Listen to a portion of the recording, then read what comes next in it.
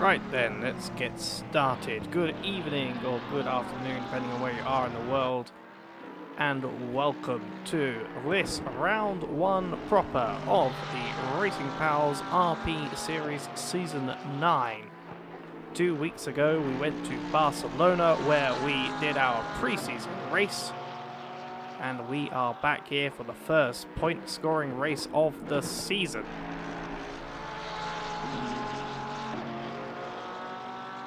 If you are new to RP series, well, it is our he said open wheel, that's what I usually commentate. No, it is our closed wheel GT3 racing series, or GT racing series in Assetto Corsa Competizione.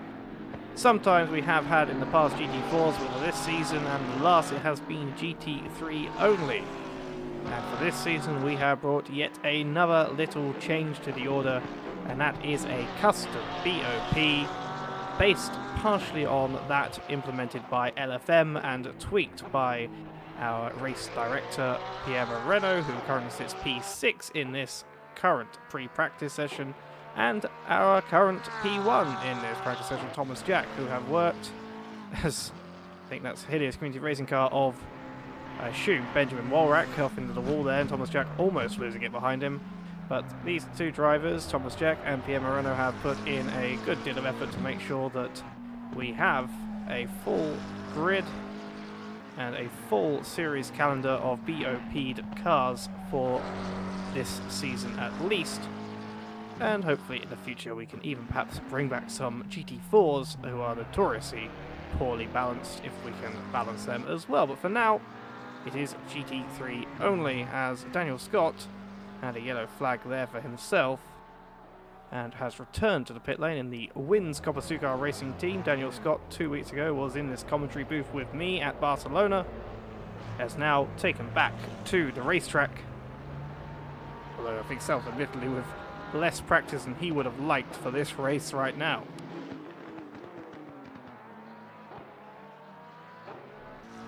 Another yellow flag, that's Matthias Nuckel. I'm going to get that wrong every time because of the umlaut. I'm going to call him Matthias for the Juggernauts Ferrari. It's Österreich, so it should be Nuckel. When I say Nuckel, if I'm wrong, I apologise.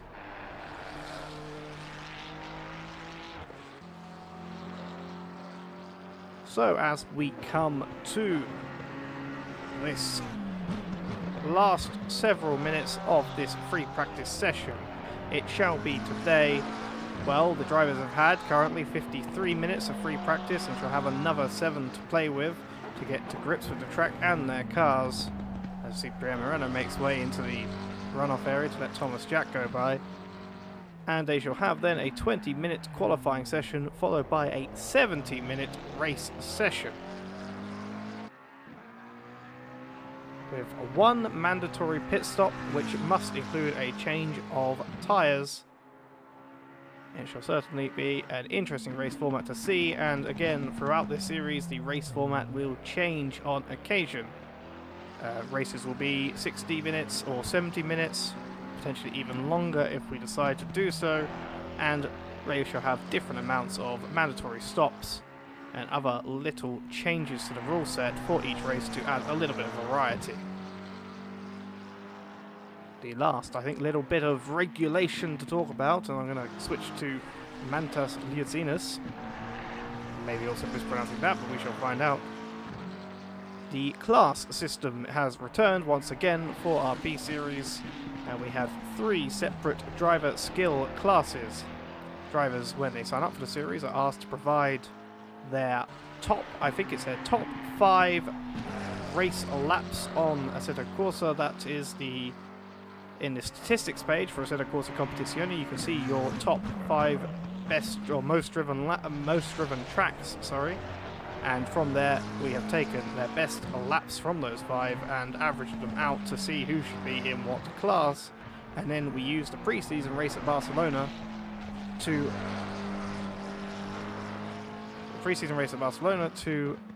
set up, or just tweak and just adjust the drivers' positions and classes. And a weird little stroke mid-sentence there.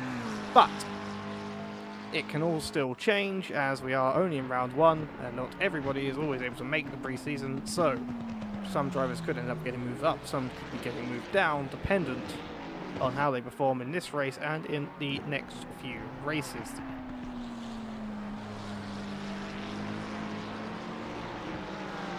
Whilst we are still in the end of this practice session, as you see, Thomas Jack currently leads the practice session with a 1:22.287. Mantas Diocinas leads the silver class, just ahead of the platinum driver BM Renault with a 0.390 second gap to Thomas Jack in first. I think maybe we've seen one driver that might be moving up to platinum at the end of this race. Meanwhile, Corey Davis, a more familiar face, I think, in Racing Pals, leads or comes second in silver class, but if Diocinas gets moved up, I think maybe will be the leader of that class as things stand. But we shall have to see post-race. And Todd Curtis in the TC90 Porsche, leading platinum at the moment, 2 seconds off of Thomas Jack's best time, a 1:24 for him.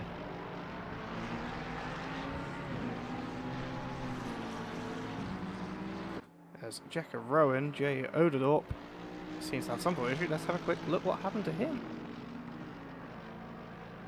I need to work that timing. It's not as long as the one I was using yesterday. We have the replay function. I did the endurance yesterday, if anyone caught that, to 6 hours Halton Park. And the replay transition is a little bit longer for that one. A little bit nice to try and play with.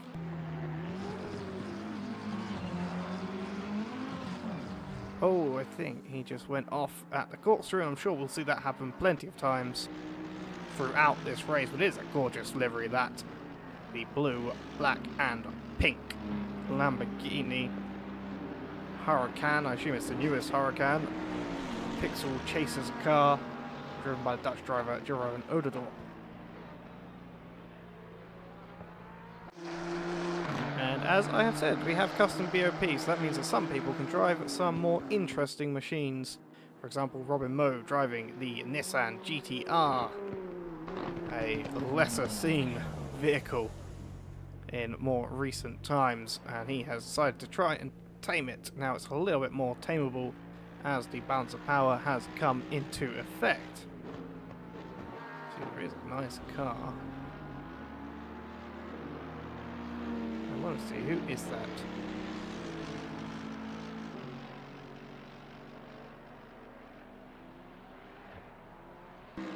Not Beeg's driving the BWT HRT branded Mercedes.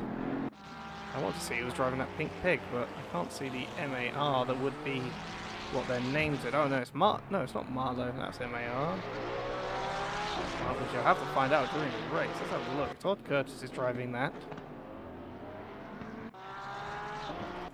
Mark Dizon. It could be Mark Dizon. Yes, it... No, it's not. Is it Siddons? No. Let's go through all the Porsches. It must be Kovacs then. Yes, it is Kovacs. For some reason... Oh, Martin Kovacs, of course. Kovacs in P3 at the moment, driving the lovely, classic pink pig Porsche livery. It's beautiful. I think it first appeared at Le Mans some years ago and has been reused over the decades now, and it's a lovely livery to see. And Martin certainly not a slouch, as we saw during his stints at Halton Park yesterday, and certainly a good choice for a potential race winner here, as Daniel Scott gets a little bit loose. Not quite sure where on track that is right now. Oh, I think it's down at turn 5. Yes, it's the corner as you come up towards the King. This is quite an interesting camera angle.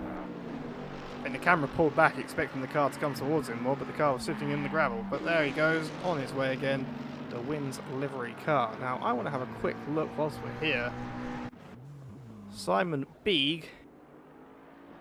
He's only just started a lap. Let's see if we can find someone who's about to finish one. Hopefully, Corey Davis will do another. So I want to have a quick look at the lap of Laguna Seca, which I'm sure you're all familiar with, but let's have a rehash of our memories. So you come up the long start-finish stretch with the cresting hill and down again, and good on the brakes into the Andretti hairpin, which is a sort of double apex corner where you need to focus on getting a good exit, but it's not long until you get to the right-hander of turn 3, followed by then turn 4 after a little stretch in between under the Cooper tyres, well, tyre bridge, and through a very fast right-hand corner where if you get on the gravel like that, you will probably DNF and not allow me to see a full lap. Thank you. Free practice has now ended. Let's see, Maudsley. Okay, Maudsley comes on the Mother's Bridge, just leaving off where the other car just went into the gravel. So now the left-hander turn 5, a wide left-hander, then up to the kink of turn 6, which they shoot. It should take you down the Rahal straight, but that has also been abandoned. Pierre Moreno coming through the kink. Come on, Pierre, you can do this one. So now that's how you take the kink. Now up the long run towards the corkscrew, the most famous corner on this track, but we are ending. Thank you. Green light, give it all you can. It's like commentators curse for commentators trying to watch laps. First person out of the grid, it looks like, and I'm looking forward to this. That was, if I can find him, actually the first person out seems to have been possibly Simon Beeg. Now we'll fix it. But very shortly out after him is the V12 Aston Martin of Mike Benke, the V12 Performance Team car. And he's pulling someone. I'm not quite sure who that was.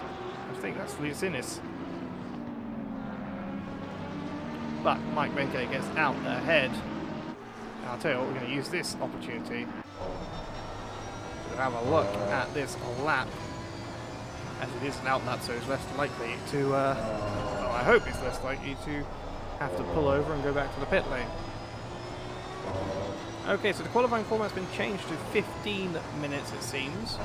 It did say 20 when I last checked, but it has been altered to 15 minutes qualifying.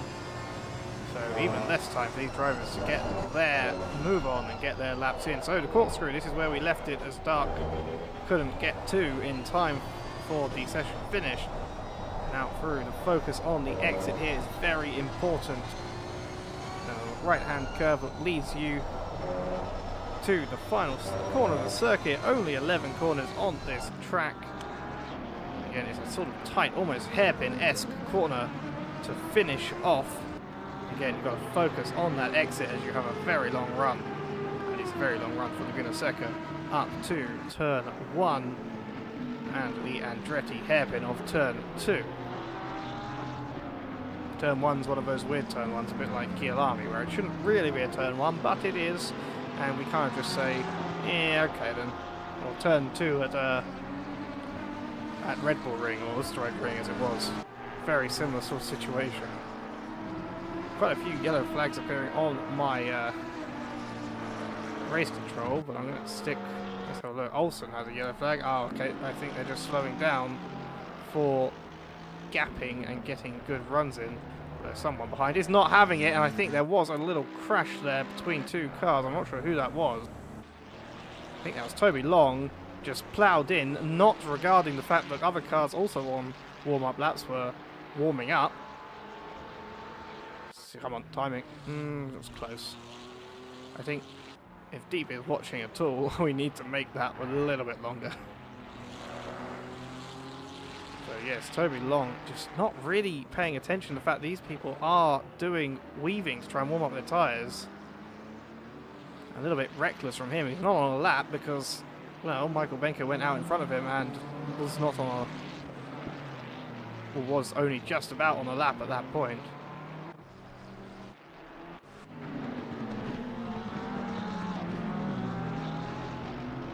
Right, times now starting to come in. Martin Kovacs leads the timing board with a 1:22.802. Very quick lap from him. And Thomas Jack, our P1 Citroën practice, not yet putting in a lap to beat it, but only 600ths of a second off of it. Michael Benke, meanwhile, the silver driver, are now down to P4, and you can see where the difference between the classes comes. It seems to be about a second, although Marlowe only managing a 1:23.977. I think he's going to have to find a little bit more in him if he wants to match his platinum classmates, I guess. We'll have to see, as I think once he does a lap, Liazinus might be put up into platinum. We have to see if Marlowe will stay in platinum as well, as his practice time didn't look much better.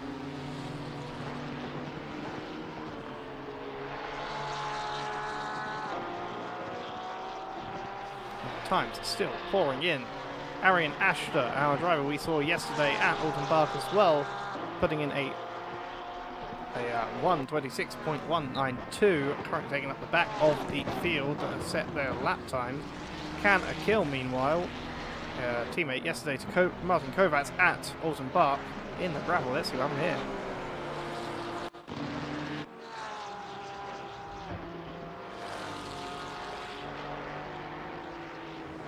Comes through the kink up to the corkscrew.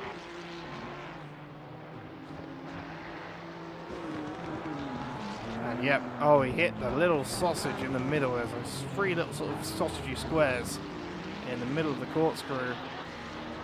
And that led to him having to wait for the lapping cars, the cars on a lap, to come through.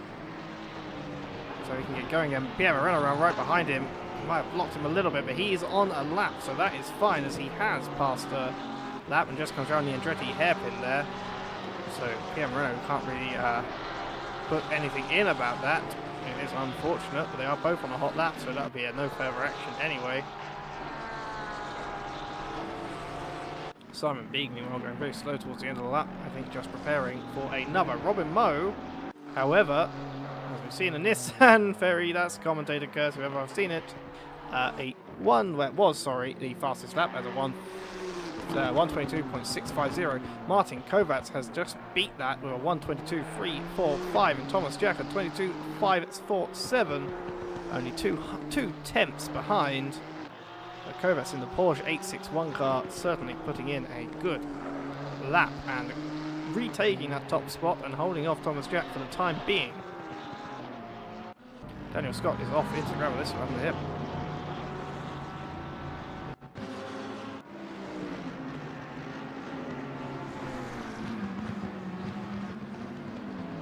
I think he just pulled over to come back to the pit lane, refuel the car and get ready to go again. He is still in the pit lane as of this moment.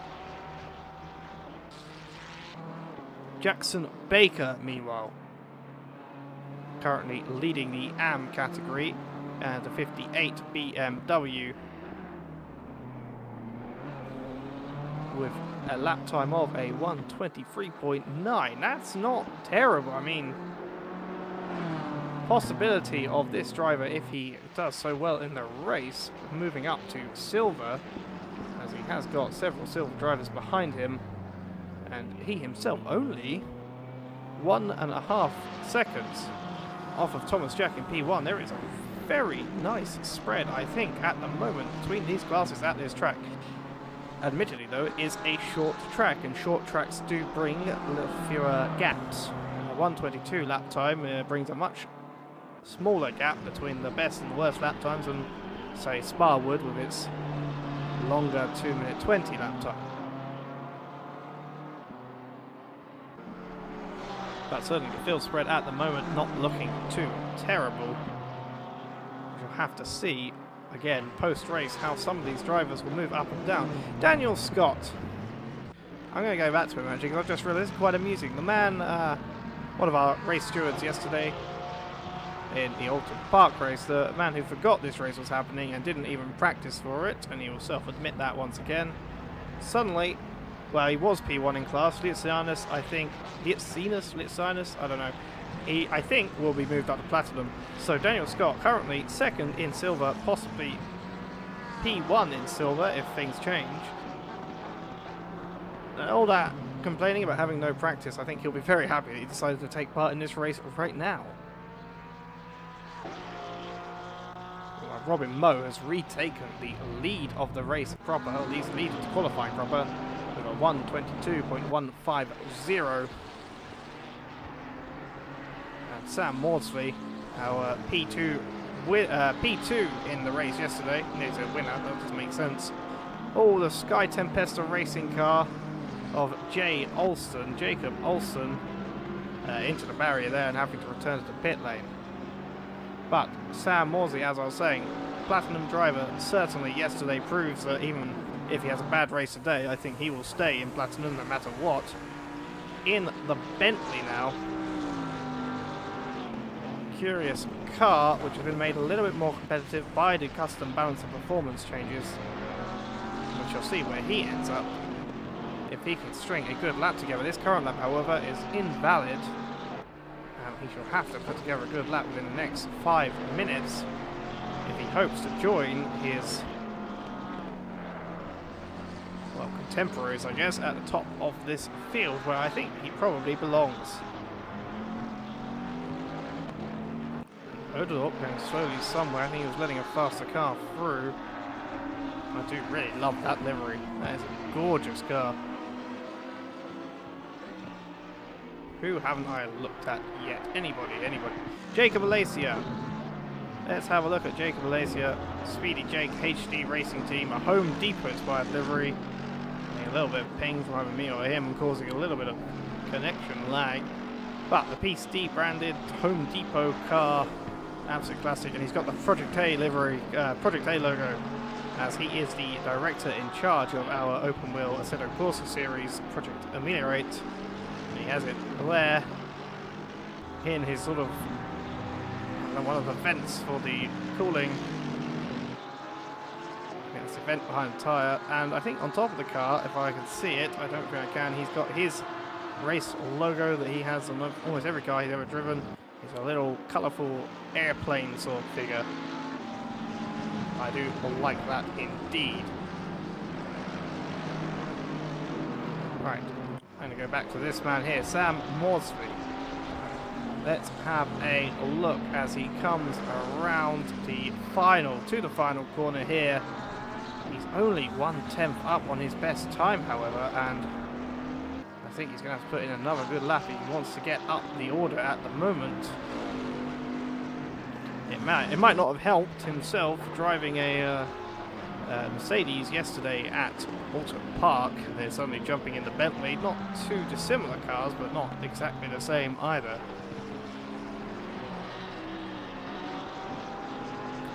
Let's ride on my favourite camera, the bonnet cam.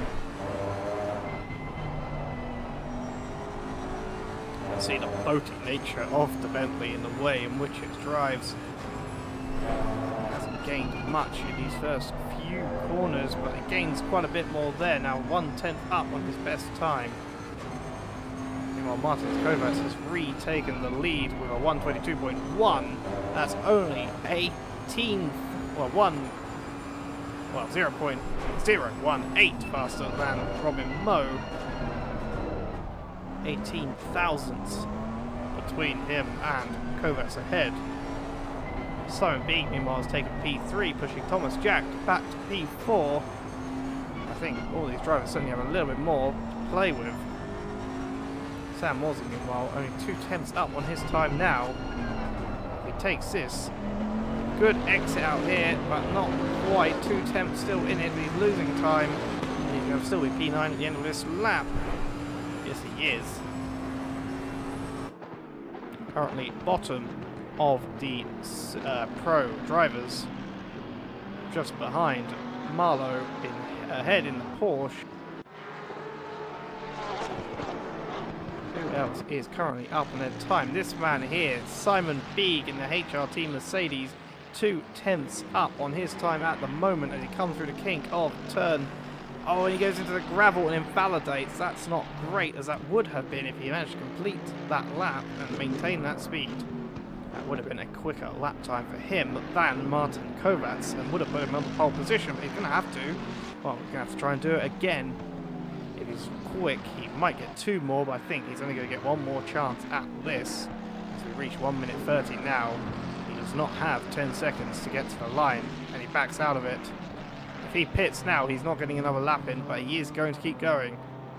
He's letting people past and preparing a nice, clean lap for himself.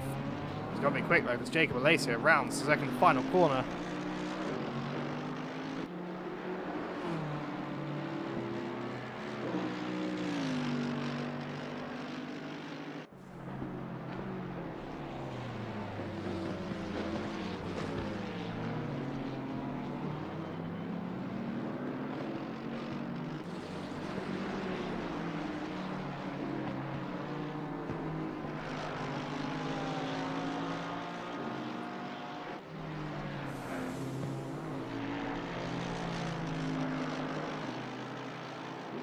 apologies. I need to fix. I have the YouTube chat on my OBS overlay, but it changes depending on the stream, and I forgot to change it back, so I didn't realise that people were talking. But it's a shame that you can't race as well, Jebba. I always enjoy. You're always a good lad to have around. And Jacko Rowan saying hello, cutie. Jacko Rowan, maybe. Oh, that's not going to be good for Simon Beeg, and he invalidates his lap time after some traffic on that lap. Should be reading YouTube chat, but if anyone there was not on a lap themselves, that could be a severe penalty coming to them post-race. Qualifying has now officially ended. This man here on provisional pole, it doesn't look like it's going to be beaten. Thomas Jack comes second now, and Martin Kovacs third, Simon Beeg fourth, but all three of those are in the pit lane. And unless Pierre Moreno has anything to say about it, I don't think any of these drivers are going to beat Robin Moe. At the moment, Robin Moe is yellow flagged. I think he'll be returning to pit lane, and he does. Pierre Moreno, 1.5 tenths down on his best time and not gaining through the corkscrew. Oh, just about manages. Actually, this could be tight, but I don't think he's going to get the 6 tenths required, even if he does improve this lap.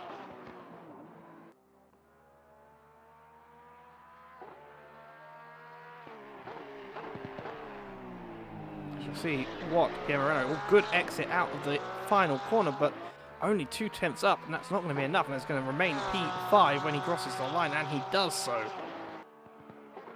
The only driver on track now, coming around the final corner, who is still up on their time, Mark Dizon. Again, 1 tenth up, and he needs 2.5 to beat Olsen ahead, and he doesn't manage to do it. So there you have it. Your standings are Robin Moe with a 122. I think that was flat. It's disappeared for me now. But I think that was about 122 flat. Then Thomas Jack behind Martin Kovacs, then Simon Beeg, Pierre Moreno, Liazanis, Marlowe, Maudsley, Scott, Benke, Alacia, Odedorp, Long, Davis, Baker, Curtis, Clues, Knuckle, Ashton, Olsen, Dizon, Gottlieb, Walrack, Siddons, Akil, and Nicholas van Galuwa for Torn Racing. Torn is back with us, and he brings up the rear of the grid. I don't know actually whether he put in a qualifying lap. I didn't see him on the session. 2 minutes then to go until we get our formation lap, and then all the drivers here will go for 70 minutes with 1 mandatory pit stop here at Laguna Seca, which is just outside Monterey, California, which is a very nice place with a very nice aquarium. Oh, that's the wrong one. I want to have a look at the time, see if it gave me anything interesting, but it doesn't. Oh, you can actually see. There we go. Here we go. We can see the ballast. The ballast, which has been applied to each car in kilograms.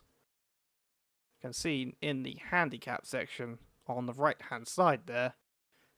Minus 20 kilograms for Robin Moe in the Nissan.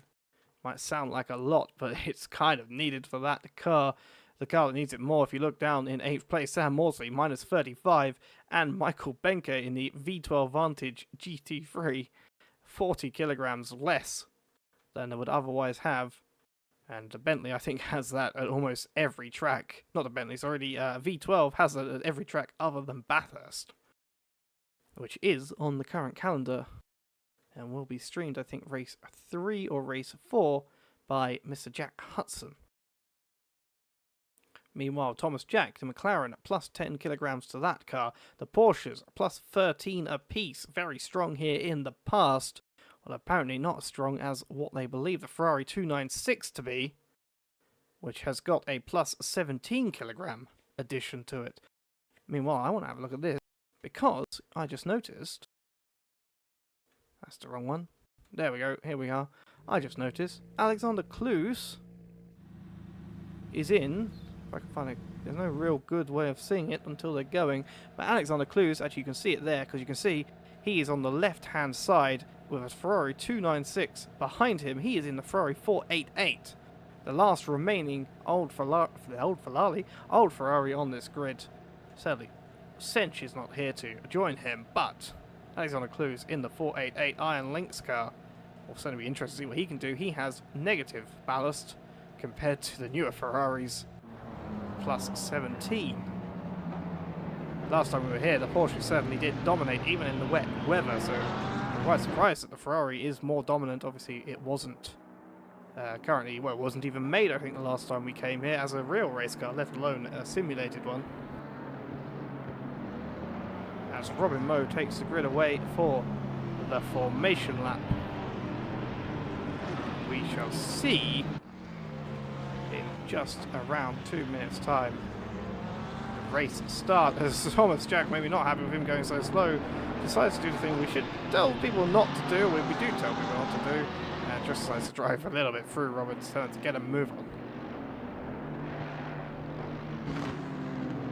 Meanwhile, let's have a look quickly back at AM class. It is Jackson Baker in P1 in class, the 58 BMW, followed by Mr. Todd Curtis, the TC90 car, Alexander Clues, Knuckle, Ashton, Olsen, Dizon round out the top 7 of AM class, and then Justin Gottlieb and Benjamin Walrack, both silver drivers, both qualifying behind those drivers ahead. Helios Community Racing car of Benjamin Walrack, of course, a familiar fixture in Racing Powers races these days. At least one Helios Community Racing team is usually in most of our league races, at least. It's usually this man, Benjamin Walrack. It's good to have him back with us.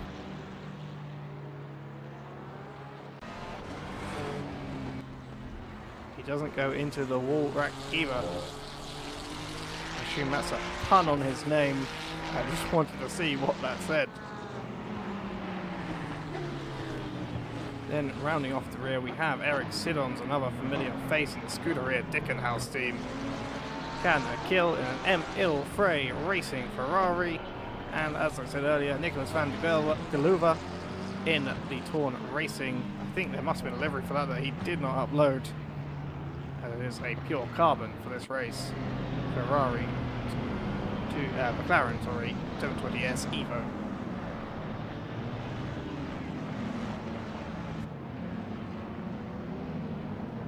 Here we go. Robin Moe comes to the final corner and he will start the race, and he gets to the start-finish line, and we shall see who comes out on top. In turn 1, let's go from Kovac's perspective, the Pink Pig. Green light, give it all you can. As Robin gets off well, as does Thomas Jack. Simon maybe losing a little bit there. I think Martin Kovacs trying it up the inside T1. He does so, and it works. Thomas Jack falling down the order. Now off the track. He has to get back on. Does so. But down to P6. Make that almost P7 if Leocianus can get it done. He's going to be inside for turn 4. And he manages to eke ahead of his fellow McLaren. Benjamin Morat, meanwhile, now off into the gravel and comes out second to last as Van Galuva gets ahead of him. And Toby Long now behind him. Toby Long's going to make the inside, and Benjamin Morat is now 26th on this racetrack.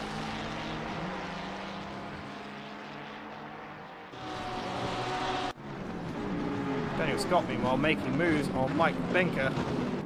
V12 Aston versus the McLaren. Jacob Lacey in the Mercedes also trying to join in this fight.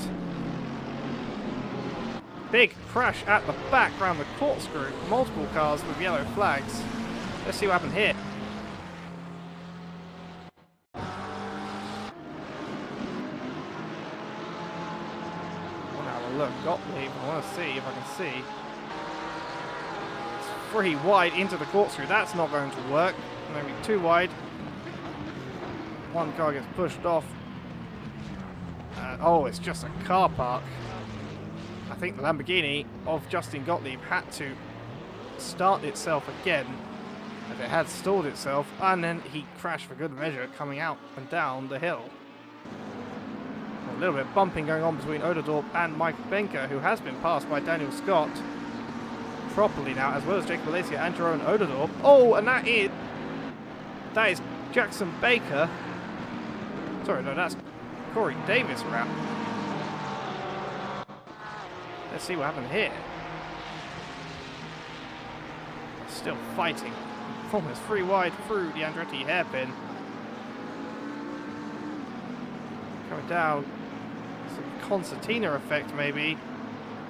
A little touch from the Porsche and the Ferrari, and the Ferrari just didn't use his brakes and then just decided to plough through him anyway. And leaves him sitting in the gravel. There will be something to be said by the stewards after that, but this man here, Mark Dizon, what has happened? I think he's stuck. He's had a moment at the corkscrew. Oh, that's almost an unsafe rejoin from him, but he gets going again. But he is going to be P25. There's a lot of carnage here. Simon B dropped off quite a bit. Let's see what happened here. If we can. Oh, I think he just lost it on his own. A little bit of grass. Oh, and there goes some physics. Some physics happened there indeed. And Simon B now, well, now in P19, according to the standings. Took him a while to get going again. You have to be careful of the faster cars coming up behind him. Meanwhile, Thomas Jack has just overtaken Marlowe to take back P4, but he has 3.4 seconds then up the road to Pierre Moreno. And Jeroen Odendorp has overtaken Jacob Alacia. Whilst we're looking at that, I want to have a look at some of these race start incidents. There was an incident apparently in the race start between Toby Long, the 58, and the 13 car. That was Thomas Jack. Let's have a look what happened there. First, make sure we're on the heady cams. That's always the best cam to use. Let's have a look. So Thomas Jack was involved or included in this incident, so... Oh, that's not very friendly. Looks like the 71 car was just punted by Jackson Baker in the 58. I don't know why Thomas Jack was counted on my race control. There was another incident between the Mark Dizon car, the 31, and the 14 of Benjamin Morrow. Let's have a look at that one.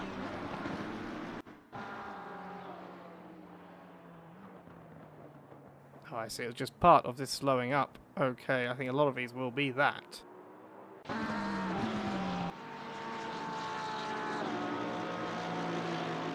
Meanwhile, towards the top of the grid, there is a battle developing for P1 between Robin Moe, Martin Kovacs and Pierre Moreno, as they are now within a second and a half of one another. 2 Porsches and a Nissan fighting for the lead, and Thomas Jack 3.5 seconds behind Pierre will certainly be hoping that he should have been in this fight if he had not been taken out on turn 1 a little bit and forced to lose more places than he would have liked, which is probably none, to be fair. Mike Benker, meanwhile, now right on the back again of Daniel Scott. He's gone past Jacob Alacia at some point, and he is trying to fight against the McLaren, using everything that negative 40 kilograms of bop is going to give him, and the pure power of the V12 in that Aston Martin. It's going to come to effect. It's lovely to see it back with us at a track that isn't Bathurst. Now on the main straight, we will see let's have a look at the bonnet cam and look at the speed difference, even with the slipstream admittedly, but also just generally that Aston Martin has so much power, but a little bit earlier on the brakes, the extra speed, the McLaren taking a nice tight line through turn 1, turn 2 even, and keeps the position ahead. It has been a change of position down here, this one here. A change of position between Knuckle and Beeg. Let's see what happened. Knuckle comes around to the final corner, up through the straight, and Beeg, better exit. The Ferrari goes a little bit wide and deep, and Beeg just gets ahead nicely through the start-finish stretch.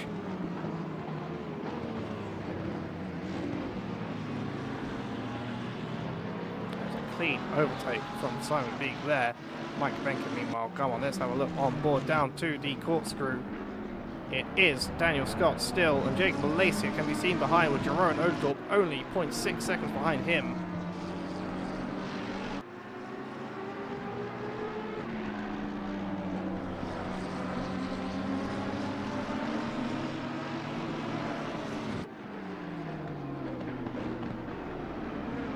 And Daniel Scott once again survived the onslaught from the V12. If Michael is smart, he will try to look to the inside.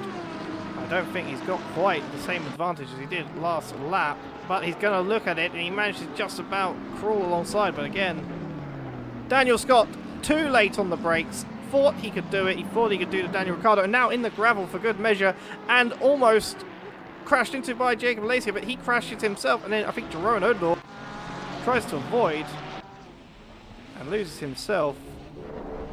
Let's have a look what happened. Let's look at it from the perspective of the bonnet of Jerome Odor. The Lamborghini chasing down. See, the McLaren goes very, very deep and has to really stop, but then gets onto the gravel.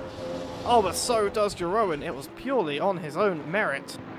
Or that's the opposite thereof.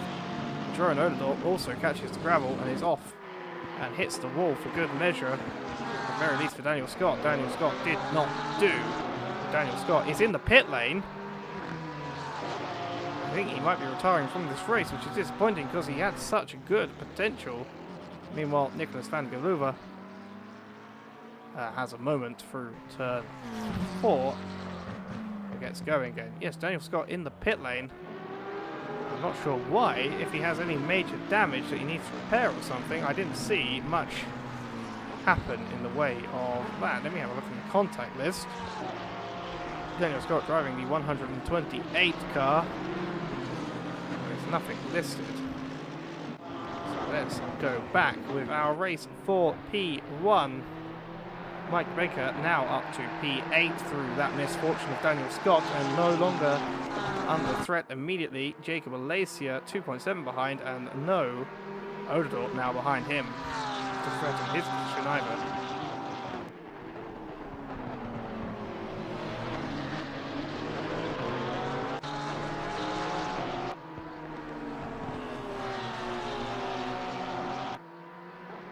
That was an odd one. Over for some reason. Robin Moe did something did that yesterday, where Robin Moe wasn't actually showing. There's Robin Moe. Now I've got him to work again. You can see these cars within just about a second of each other. 0.5, 0.6 behind. Very close. Martin Kovacs 0.4 now. But the Nissan, can Nissan Power beat the Porsche? It's only a short straight relative to its size. It's a long stretch on Laguna Seca, but it's not really that long in reality. As the track itself is quite small, and Olsen, Jacob Olsen spinning. Let's see what happened here.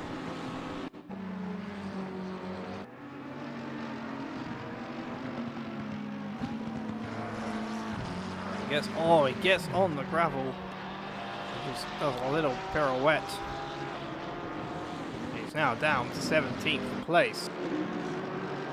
Behind him, in front of him now, Toby Longtime, Big, Jackson Baker and Jerome Odor all benefiting from that spin.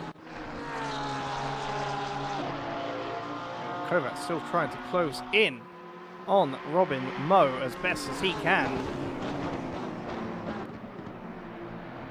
Still within that second gap of the top 3. Thomas Jack, meanwhile, has dropped back 4.4 seconds, 4.5 seconds now from Pierre Moreno to Thomas Jack. Not exactly as he would want to be. Let's see if he's having any troubles himself as he himself rounds the second to last corner. Seems he just doesn't have the pace, but Pierre Moreno's in the wall. Let's see, is he going to get going again? I think maybe he had a mechanical. Let's have a look what happened to him. He is still yellow flagged and dropping in the order quite severely.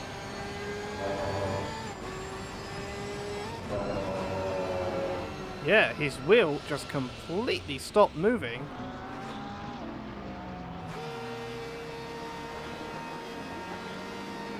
And here, the complete just revving of the engine.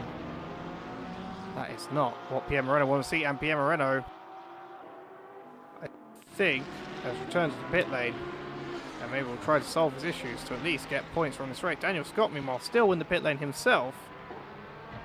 After his crash, I think he's retiring from the race. Maybe trying to stay in, at least try and get points, but I don't know if he will. if he does not complete at least 50% of the race distance. We shall have to see what the stewards say about that. Martin Kovacs then, now, no threat to him. He can focus and get his head down and try and overtake Robin Moe. But Robin is not going to be a slouch to beat.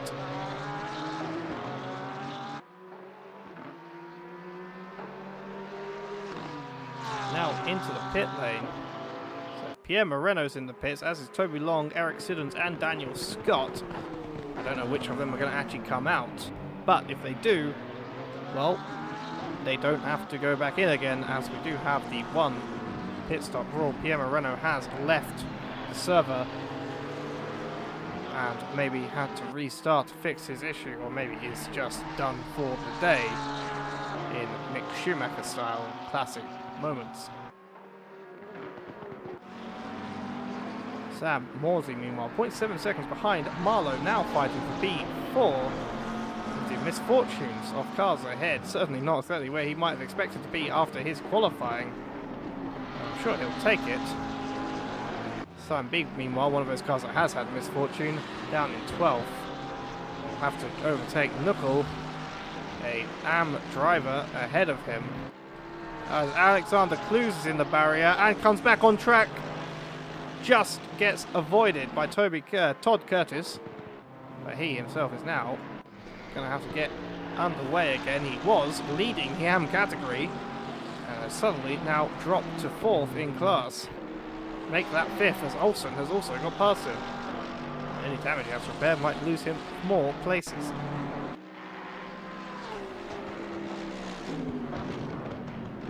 Aaron Asher, yellow flag for a second there. Looks like he's relatively okay.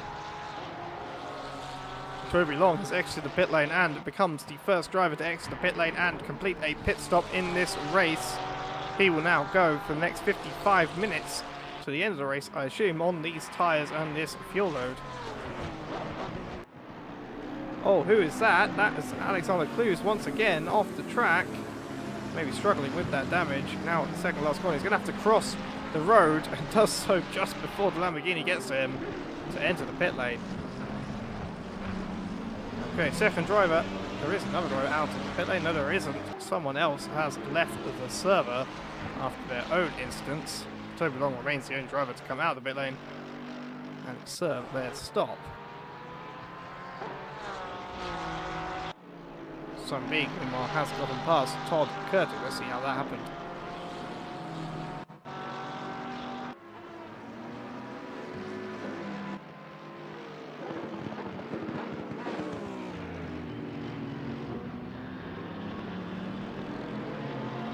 Very good on the brakes, very good at being right behind Todd there. They come through turn, little door open, Simon sees it and says thank you very much. He'll take that and the lunch money for good.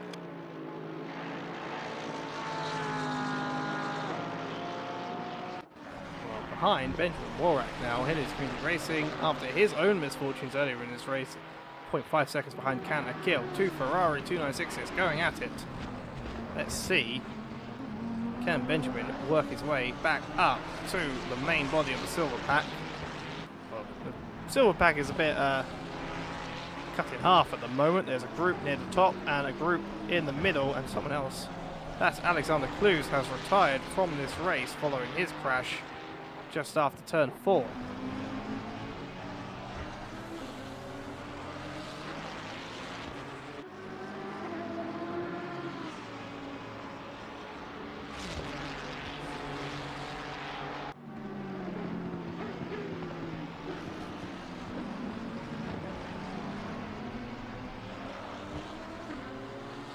Benjamin Morak gets past, can't be killed.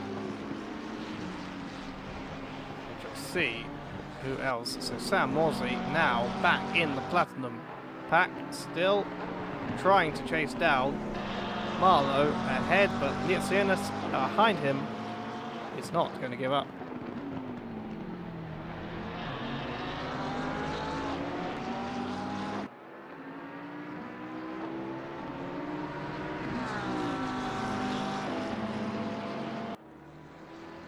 Come through turn 1, Maudsley now only 0.4 seconds behind Marlowe. But Liatsianis behind him 5.5 seconds only. This is getting very reminiscent of what was that battle before first, earlier in this race, before the unfortunate incident of Pierre Moreno seemingly losing control of the car, control of his own wheel, and ending up in the barrier at the last corner. There is a yellow flag on the track. That is for Mark Dizon, who has had, I think, another spin at the corkscrew. Not an unfamiliar sight for these drivers at the moment, but has got going again, but has lost a place to Aaron Ashton, who is now P20. Sam now 0.3 seconds behind. Certainly making good progress against Marlowe, but hasn't just about been able to put any of it into effect. This time, the 111 car behind will be hoping for a mistake. Maybe that was it. A little dip into the gravel. You can see the McLaren make a very, very tight line into the last corner, maybe hoping for another mistake from the Bentley, but it's not come yet. Meanwhile, can the kill chasing down Benjamin Warwick now? Can the Ferraris once again see any action in this race? Can a kill make it back up ahead of Benjamin Warwick, the silver driver? It doesn't look like he will. He's dropped back somewhat as Odador pits with damage to the front end of that car. And that was late or recent. I think that was relatively recent. Let's have a look. There was a 10-minute contact. Let's refresh ourselves on what happened there.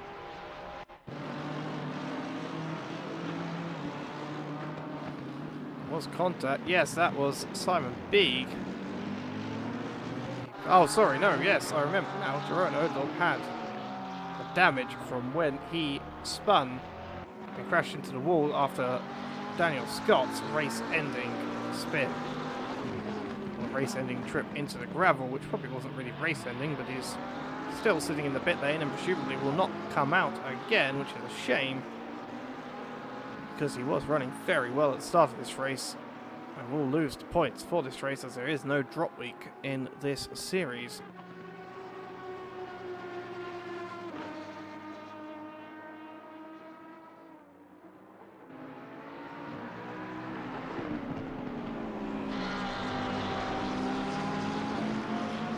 So Jerome Odell becomes the second car to pit and take new tyres.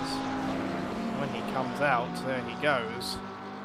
Not have to stop again in this race. So if he can keep it clean and keep racing, he might benefit from others unfortunate incidents and take some more places. Lietzinas now quite 1.5 seconds behind Sam Maudsley. Maudsley still pushing this Porsche and pushing his Bentley to the limit. He took the inside of the corkscrew. Let's see how this goes. And he manages to make the move done just before the downhill chicane.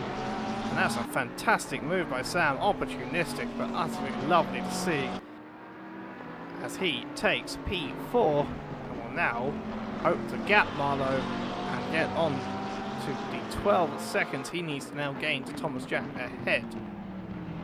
As Lietzinas now is going to try and make a move, but doesn't manage to get it done. This battle is far from over.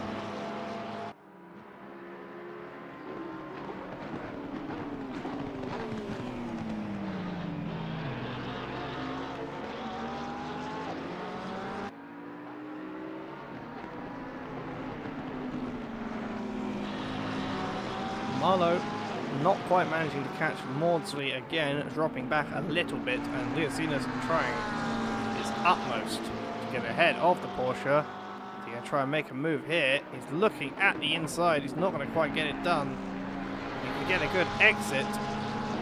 There's not going to be anything into the kink, but he might try to repeat what Maudsley did to Marlowe on the previous lap. Let's have a look. But he's not, I don't think he's close enough and doesn't have the power in the McLaren to make any sort of move work. The kink not quite as good as he would have liked it. He's going going to have to wait another lap at least to try it again. Martin Kovacs, meanwhile, out of the final corner, once again very close to the back of the Nissan, but the pace of the Porsche not quite there to propel him up to first place.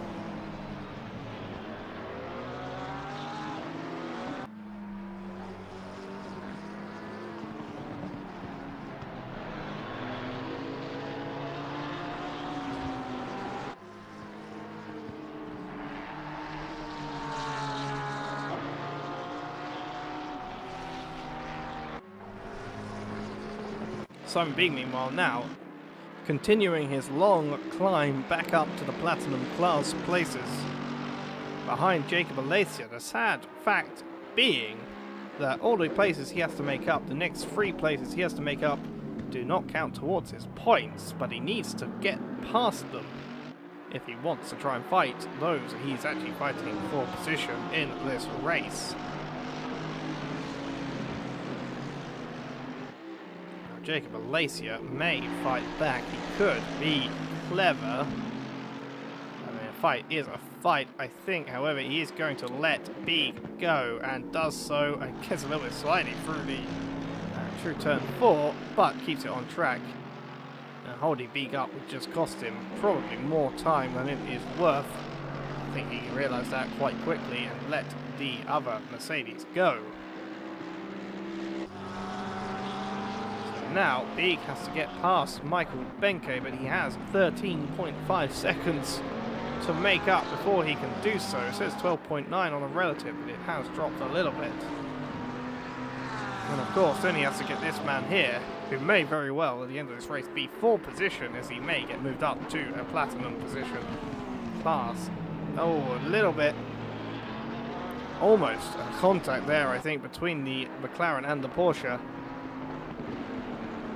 A little out the order. Knuckle seems to be trying to make a move on Jackson Baker. Getting very close to the back of him, and Corey Davis behind the 256 McLaren Mercedes even, coming in to try and take a swipe to Marlowe. Meanwhile, has been passed by Leah Cernas. I missed it. Let's have a look back. So we saw this, the close, almost contact between them at the Andretti hairpin. Now through turn 3. Does Marlowe get loose? Yes, he does, and has to correct, and that allows McLaren to make its way through up to P5 in this race, sorry. Drop Marlowe down to P6. Meanwhile, up the front of the grid, Kovacs has dropped back a second to Robin Moe. The fight seems to have ended a little bit for the time being. The main fight happening on track is this here between Knuckle, Baker and Davis behind.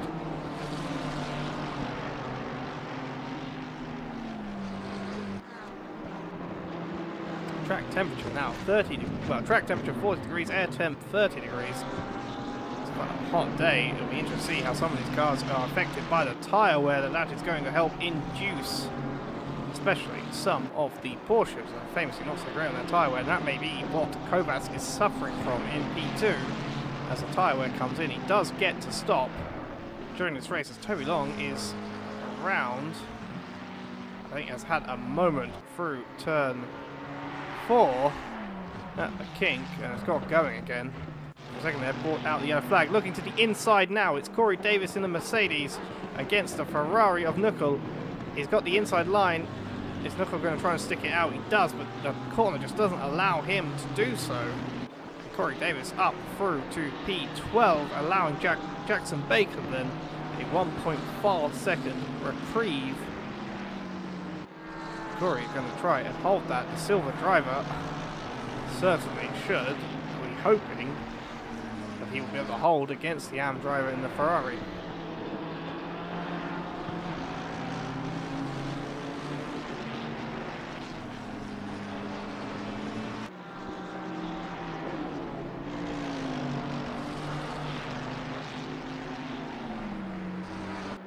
Corey now 0.9 seconds behind Jackson Baker, and Knuckle another second behind him, certainly making the gains that he wants to see, though that could have been a better corkscrew I think for him. Have to see if he can, in the next few laps, make the move and take himself up to P11. And then it's just the one more AM class of Todd Curtis to overtake before he is back fighting for position with Jacob Malaysia. There is another 15 seconds in front of him after that to make up. Justin Gottlieb, meanwhile, the silver driver, hasn't had the best race thus far. A few incidents. Let's have a look. He is going to be making a move on Jackson Olsen soon enough. Scrap that. I want to see Michael Benker. I think something's happened to Marlowe. And Michael now up on the rear of him. Can the silver driver do something to his platinum rival at the moment?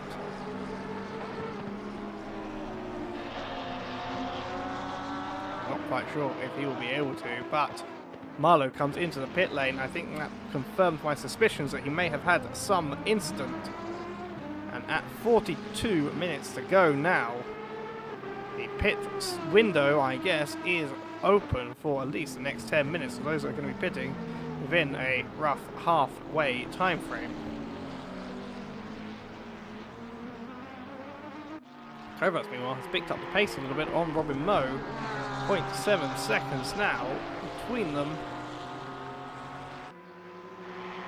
I don't think any move is going to be made before the halfway mark at the very least of this race for the pit stops. We'll have to see. But Kovacs has picked up the pace a little bit in the last few laps. And Jacob Olsen, gets overtaken by Justin Gottlieb. See if he tries to make a... He's going to try and make an attack again, but he doesn't manage it. And that is the 36 car up and through to P13 before the 6 car down to P40. As Marlowe comes out of the pit lane, you can see there they're going to come out P16 behind him. Robin Moe and Martin Kovacs fighting for P1. He's going to slot in between them. And whilst he's not bidden to have to get out of the way, and his pace may mean he's going to decide just to try and get himself unlapped, even if they are on different pit cycles. This could be a bad thing for the race of Martin Kovacs.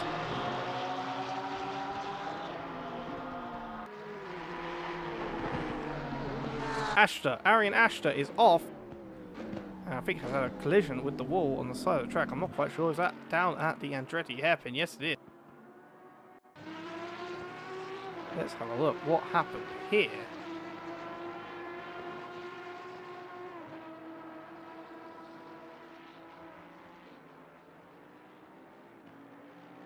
He goes wide and just loses it before he even gets to the gravel. Has to wait a little. Oh, he flips the car back around, too eager on the throttle, and it has to wait, I think, for the cars to come through safely. Simon Beeg there. We shall see. Kovacs, meanwhile, has he got past? Yes, he has. He has managed to get past Marlowe in the meantime. Meanwhile, Nicholas van Geluwe off the track and just sitting up after the kink before the corkscrew. Can't see any contact, and I don't know how long ago this happened. As we're watching the other replays, I think his race might be over. Maybe another technical issue. I don't know. Jacob Olsen, meanwhile, as we said, Gottlieb got past him, but he is not giving the position up easily. 0.3 seconds behind the Lamborghini. Also note that Martin Kovacs lost almost a second and a half from Robin Moe, having to overtake Marlowe, and that's going to play into Robin Moe's hands during this race. That yellow flag still out for Torm, but Benjamin Morak also yellow, and he gets passed by Marlowe as well. Let's see what happened here. Up to the kink. You can see Robin Moe and Martin Kovacs behind him. Not for position, those two. He gets in the gravel a little bit. Does he just let them go? He's getting flashed by Robin Moe. You can see Torn on the side of the track there. He lets Robin Moe go. Then he goes to take the corkscrew. Does he get loose? Yes, he does. And spins, keeps it out of the wall. But Marlowe is able to get past in the meantime. Right, Jackson Baker, Corey Davids and Todd Curtis then. The battle for P9 happening between the Porsche, the BMW and the Mercedes, and it is fantastic to see such a wide variety of cars competing for position in this race. As last year it did seem to be some races were just McLarens fighting and Porsches at different tracks. It's good to see these three cars, all very different machines, currently battling away. Oh, as I say that, Todd Curtis gets loose out of the exit of the corkscrew. And Jackson Baker gets up to P9, Corey Davis up to P10. Simon Beeg, meanwhile, has pitted and has been passed by Jacob Malaysia in the pit lane. And Jackson Baker also decides to pit instead of continuing to defend against Corey Davis. Todd Curtis, meanwhile, stays out for a few more laps at least, or at most. Liatzina said the main now battle still happening on this grid as others have pitted, battling for P4 in the race, although still currently leading leading the silver class. I think we have to assume, and I think it's safe to assume now, that this man Mantas Liatsinas is going to move up to Pro at the end of this race, and as such that P4 would translate to a P4 in Platinum as well. So he should, in his mind, already be realising he needs to fight this for the championship. Yellow flag's still out for Torn. Not quite sure what has happened to him.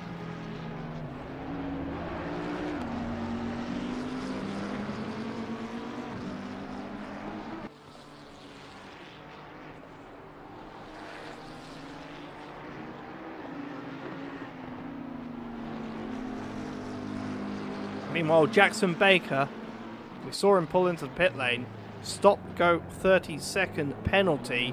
That must have been, as there is no live stewarding, for speeding in the pit lane to excess.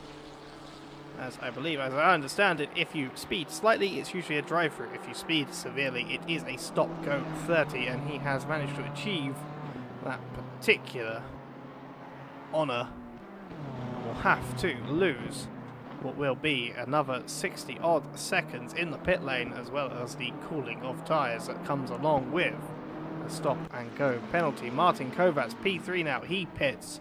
Thomas Jack through to P2, but 10 seconds behind Robin Moe, certainly not having the best race of it in the McLaren.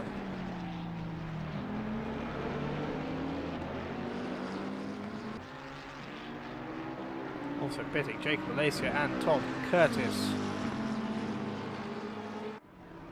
Jackson Baker currently 1 minute 12, 10 more seconds before he may come into the pit lane to serve his top go 30. Let's have a look if he does.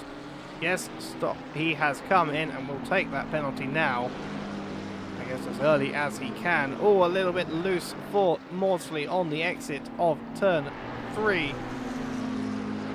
Can Mantas take advantage and move himself up to P3 overall now, although what should be P4 once the pit cycle has settled again. Still to pit in this race, Robin Moe, Thomas Jack, Sam Maudsley, Mantas Liucinus, Michael Benker, Corey Davis, Knuckle even, Gottlieb, Walrack and Can Akil, as well as Bangaluva, and Pierre Moreno is back. Pierre Moreno has rejoined the race down in P23. We shall see if he leaves the pit lane. Although actually I think what may have happened is he has come back as an admin to bring Bangaluva into the pits to stop the yellow flag that had been a consistent feature of this track whilst he was stuck on the exit of turn 6.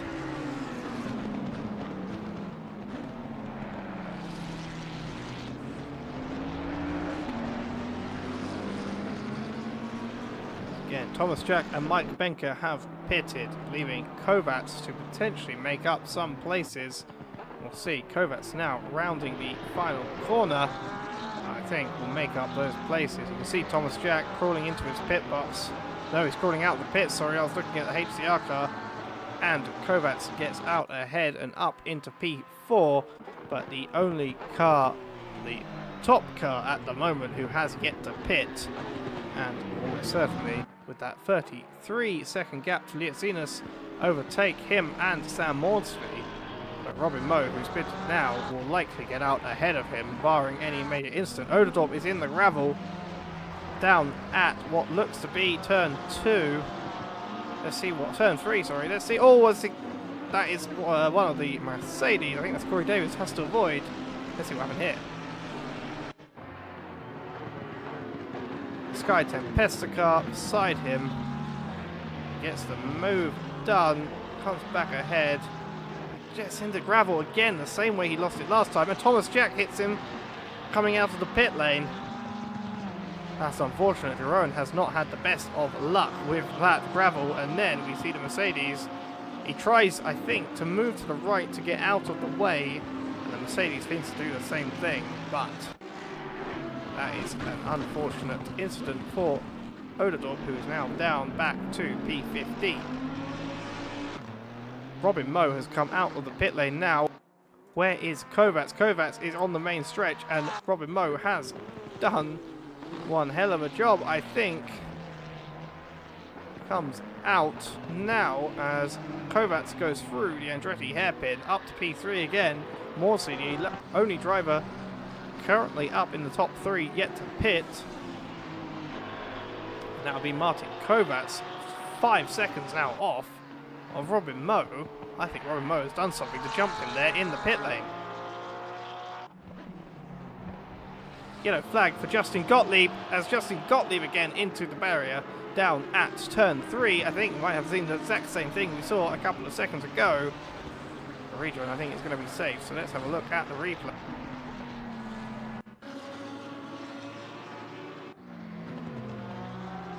As I say that, I do note that the yellow flag remained for a little bit there, so I'm not sure if we had another little spin on the exit, but the heat has got going again, it seems. You can see what happened here. Yep, dipped a toe into the gravel, into the dust.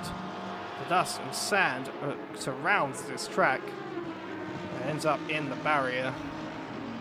The last place you'd ever want to be in a race car, as Maudsley has now also taken to the pit lane. Robin Moe back through up to P1 with half an hour yet to go in this race.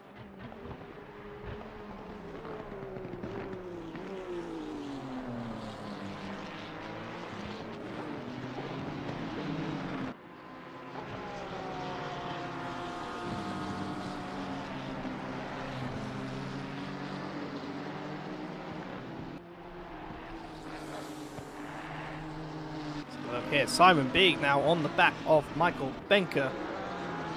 You see the 2.9 Ferrari, the last car yet to pit in this race, assuming that Pierre Moreno and Daniel Scott are not continuing. You can see Knuckle come into the pit lane and will be the last one to make a proper mandated stop. Any other pits that will be taken, such as that was recently taken by Jackson, will be for serving of penalties or for repairing of damage. Here, I think the car ahead got into the gravel a little bit, and the car behind also does so. That's Justin Gottlieb. Simon Beek, meanwhile, trying to chase it down. The Aston V12, which was the car. Actually, yes, I got that wrong. Sorry, I said earlier. Oh, and that's... Who is that? That's Mark Dizon losing the car and getting into the barrier. I think we saw what happened there. Same thing we've seen every other time. So let's have a look back on board with with Simon Beek. I have to apologise, though, to Sam Maudsley. As I said earlier, I think I accidentally said that he was driving the Mercedes yesterday. He was not at Alton Park, of all places. He was driving the V12 Aston and was using it to some fantastic effect. The speed of the Aston on the straights able to prevent any overtakes there, and also the corners around Alton Park, enabling him to keep people behind him. Arian Ashton, meanwhile, off after turn 4, and has had to get going again, and Jacob Alessia brought out the yellow flag quickly there from P9. which we'll have to see as Knuckle is coming out the pit lane. Justin Gottlieb gets past him, almost dipping another wheel into that gravel. Please stop doing that, people. That has not gone well for anyone who has done it in this race thus far. Amos Beek is still trying to get past Michael Benker in the V12 Aston. Ahead of him, Mantis Liutsinas is fighting with Morsi once again for P4. Again, a position which I think for him will be a position in class as he gets assigned to Platinum, I am sure, after this race.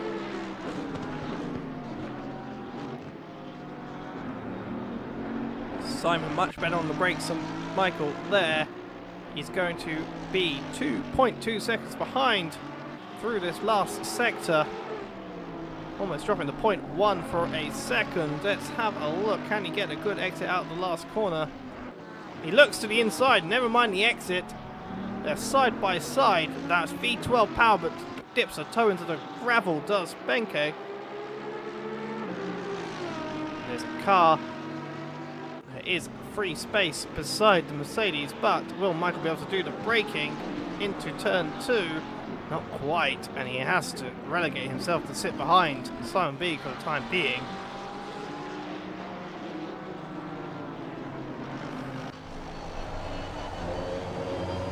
That might be it for this battle. As Simon B, the faster driver and the faster class, I think, will just pull away now. Sadly, all the weapon in the V12 arsenal, which is it's a giant engine and nothing else, not quite enough to pull back that lost time on clean air for Simon B.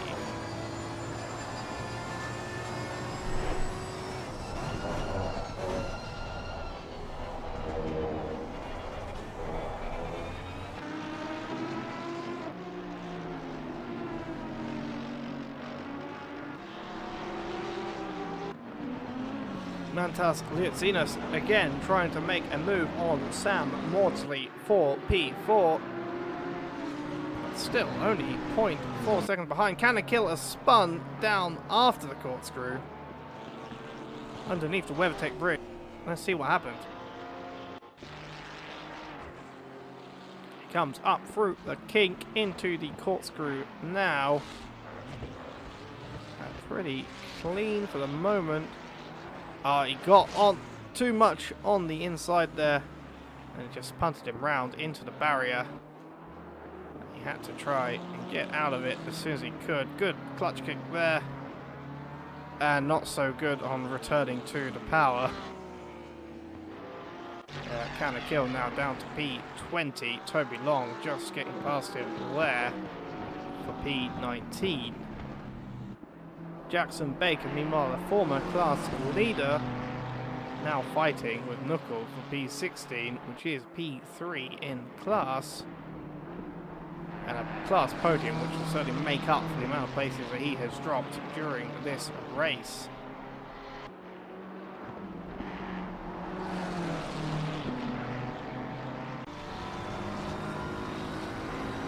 Into the corkscrew, backs out of it early.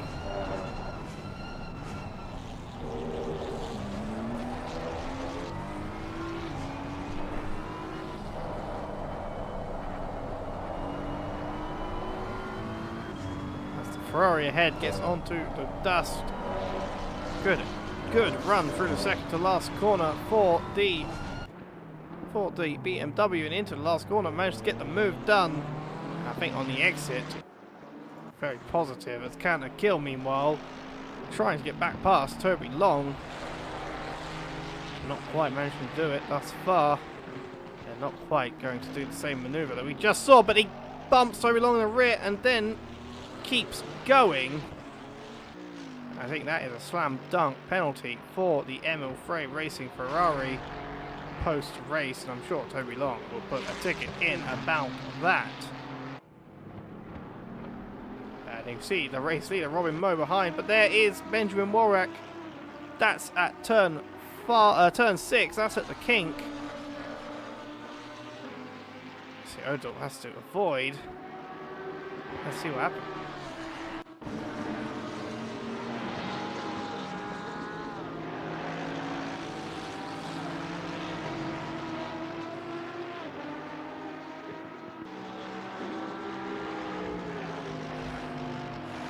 And that is a big shunt off into the gravel, but not too bad for the rejoining.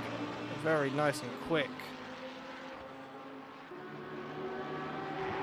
And he retains P15 for the moment.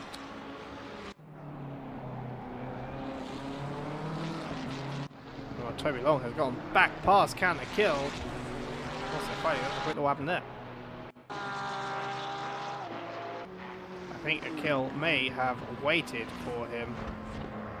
Very awkward spot to do it, however. I'm not quite sure. I feel that's more dangerous.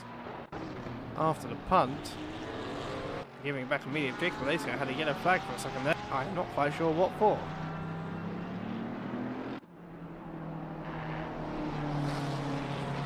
Still Knuckle versus Baker. Knuckle, after that move made on him into the last corner, fighting back into turn 5. He's not going to have it here. Maybe a little bit of bumping there. Maybe he was entitled to more space than he had, but he's going to try maybe to make a move up into the corkscrew, but I don't think he has the exit for it.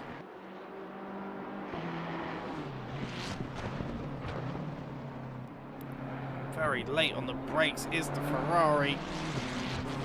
I think the BMW has just pulled away too much.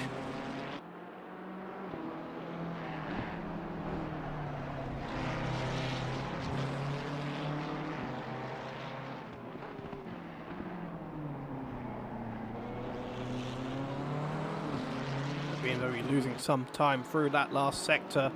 Now only 0.3 of a second gap, 0.4 now. Into turn 1, turn 2 they go.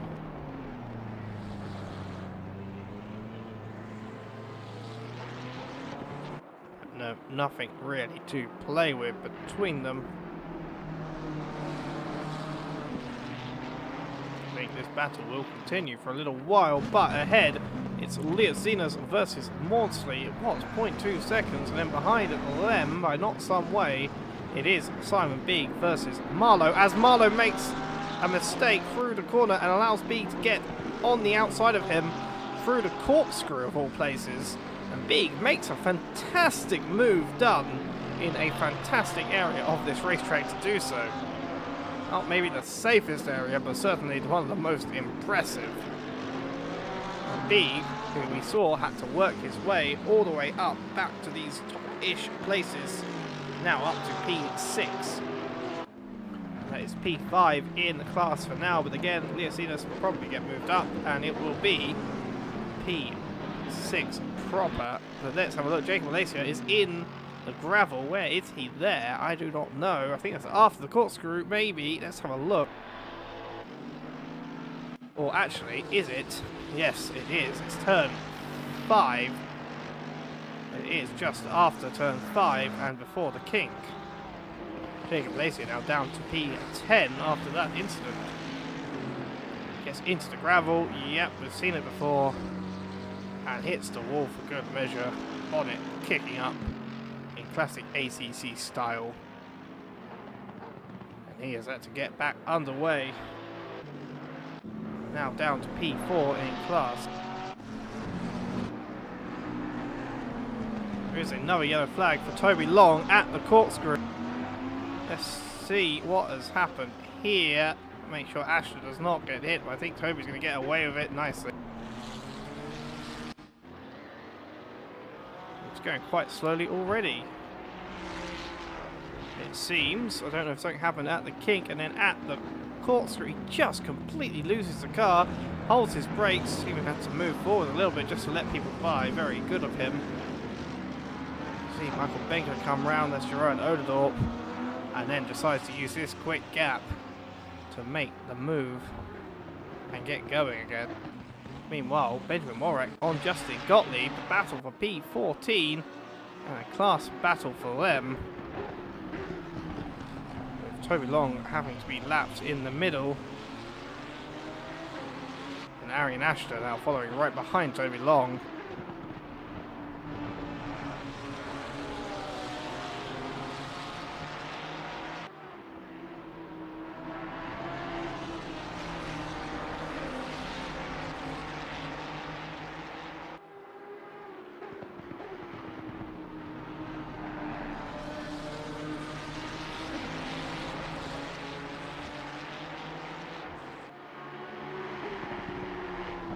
must have missed. I'm sorry. Whilst we were watching some of those replays, Sam Maudsley has got himself up to P4. He's gotten past Simon Big and gone past Lietzinus for good measure. Sorry, no, I'm filling this up. Sam Maudsley's still P4. He's now being fought by Mantas Lietzinus. Ignore everything I just said. Simon Big is all working his way up. And still now only 3.3 seconds behind the top 4th and 5th position drivers.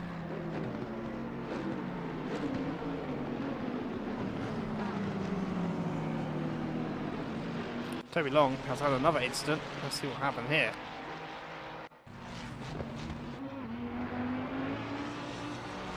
Out the corkscrew again. He's fine through here. I think it was the second to last corner, maybe. You get on the gravel here. Yes, he does, but keeps it together. And then out of the final corner, he just too much slide and has to correct and save the car. But that's allowed Ari National to get through into P20. Toby Long, the silver driver, now P last. If you ignore Pierre Moreno, Daniel Scott, who are still in the pit lane. Todd Curtis, meanwhile, trying to make a move on the damage. Jacob Alacia is struggling, I think, to keep the car together with the damage that he has. The AM driver, P1 in class. Look, maybe even make a move before turn 1, depending on how much damage that Mercedes has and how much down it is on top end speed. Looks to the outside of the Andretti hairpin. Can't make it on this occasion. Drops back to a 0.4 gap. That's certainly, I think, going to be done at some point with the damage that Jacob has on his car, which he cannot afford to repair with only 15 minutes to go in this race.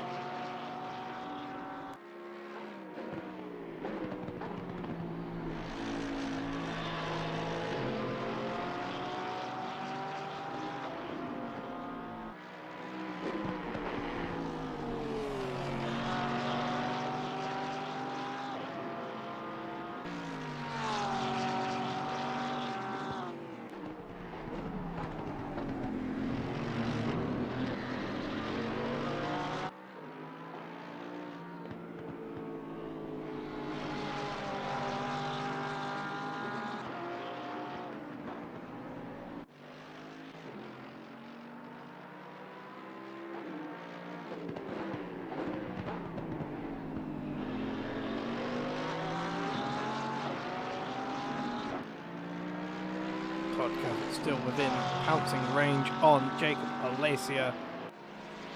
Once again, that damage playing a major factor, I think, in his lacking of pace in the short term. Jacob Alacia's last lap, a 1:25.8. That is a far cry from his best lap of a 1:23.6. Especially as the fuel has worn down and he has new tyres on the car relative to the old. Todd Curtis, a little moment there out of turn 3, drops back a little bit further. Mike Benke, meanwhile, making an attack on Marlowe in the 549 Porsche.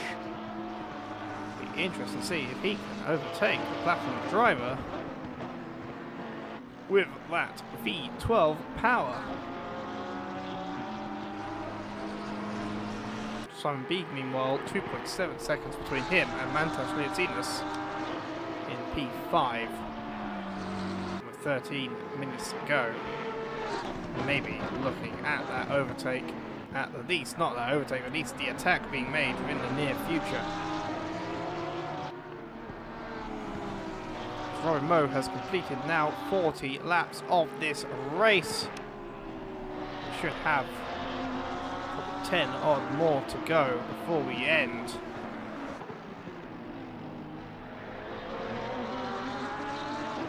Mantas Lietzinus, meanwhile, is now 0.2 seconds once again behind Sam Maudsley. Again, within range to really make a good attack on him, but not currently able. Martin Kovacs, meanwhile, 3 seconds behind Robin Moe, gained 2 seconds since their pit stops, but it might not be enough as Lietzinus gets into the gravel. And it might not be enough, I think, for Martin Kovacs to do so before the end of this race.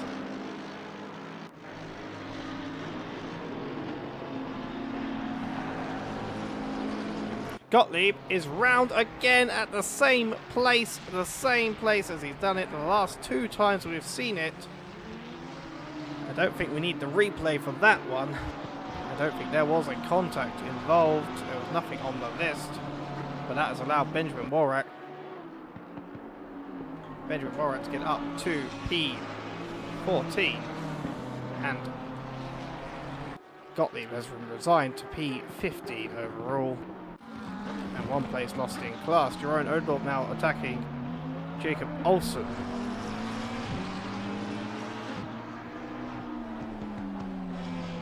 Can Jeroen overtake the AM class driver with, I think, a little bit of damage? That Lamborghini may still be carrying from earlier incidents.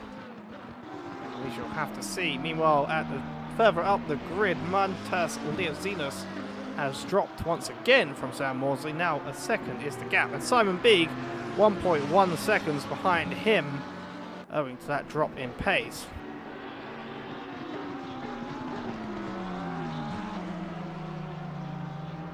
Toby Long, meanwhile, has overtaken Arian Ashton back for P20 down towards the bottom of the grid. That should update shortly on the ACC timing tower. Odor 0.1 second in it now. He drops back through turn 4 up to turn 5 now.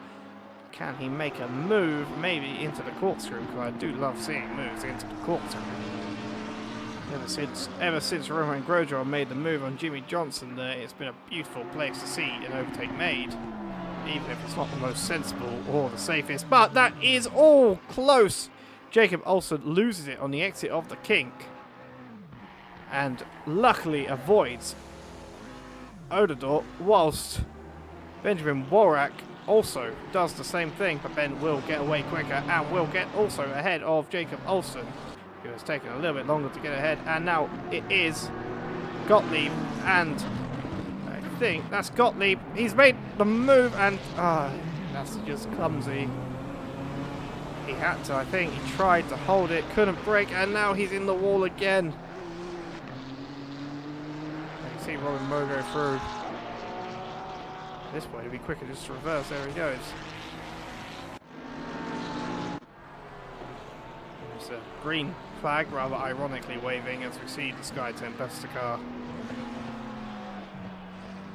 And that is unfortunate for Jacob Olsen. It's very, very good that he avoided Oderdorp, but that incident with Gottlieb will certainly, I think Gottlieb will put something in for that at the end of the race. He tried too hard to hold on to a position which was most likely lost, and instead of just trying to make another overtake, he tried something that just wasn't going to come off. And that is the V12 Aston side by side into the corkscrew, but no, that is Matthew Marlowe's going to be ahead, and Muscle has to pull out of that. Michael Benkei now back to 0.6 seconds behind. He tried to make a move on the outside. It was beautiful to see, but did not pay off in the long run. We shall see if he can make another move in the last 8.5 odd minutes of this race. Meanwhile, up ahead, here he is, Simon Beeg. He's gained the positions, he's gained the places as Litzinas and Maudsley have to get past. I think that is Jacob Alacia. So does Simon Beeg, and Simon Beeg's going to do so into turn 4. 0.1 second now. It is a 1 second gap between him and Litzinas.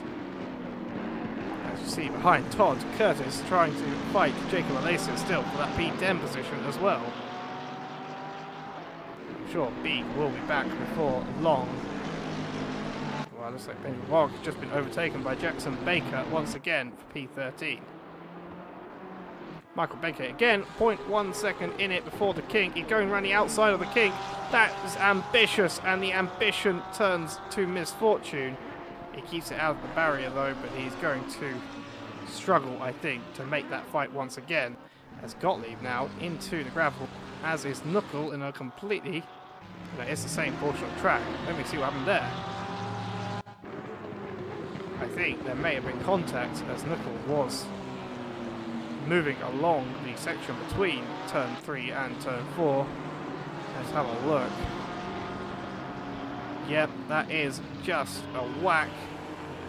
And he has to get around the Lamborghini. I don't know if he's going to give that place up. It doesn't look like he has done thus far.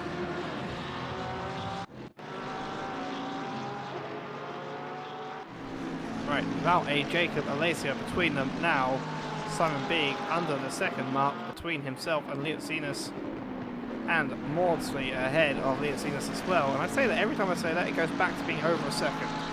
So that is disappointing. But I think Beeg, maybe biding his time a little bit, saving his tyres, is going to make a good attack towards the end of this race. I'm sure he has a good chance of making a well-placed move on both of these drivers. That could secure him P4 in this race, and P4 in the drivers' standings. Very close between the Leocinus car and that of Maudsley. He's going to look to the outside of the last corner. He's going to try to switch back maybe. Let's see if it pulls off. Not quite. Not the pace in the McLaren against the Bentley right now to make the move stick. And that's allowed the Mercedes behind to gain to 0.4 seconds behind the McLaren. A little bit deep into turn 2 was Beeg. Jacob Lacey and Todd Curtis have switched positions a little bit in the meantime. Yeah, having a good scrap down below, as are Walrag and Baker, but Kovacs behind is going to have to get through, and he does so. Walrag managed to keep it out of the gravel. Knuckle, despite that incident with Gottlieb, I think that is the karma coming into effect, but Gottlieb is right behind, but he spins again. And that is Gottlieb back through, up to, oh, and he spins again. It's like the Bolstoy here at Laguna Seca. Bolstoy? Bolshoi. Bolshoi. I can't remember how it is. Either way, ballet. There you go. I'll leave you on ballet. Todd Curtis, meanwhile, still fighting with Jacob Alacia as Knuckle now drops to P18 and he's spun again. He's not having, I think that's out of the rainy curve, the third to last corner. See Jacob Alacia and Todd Curtis going through. That's going to affect the exit of Todd Curtis. And Knuckle down to P18 still. Certainly restored a little bit of order to the universe of Gottlieb, but not very happy day for Knuckle in P18 in the 269 Ferrari.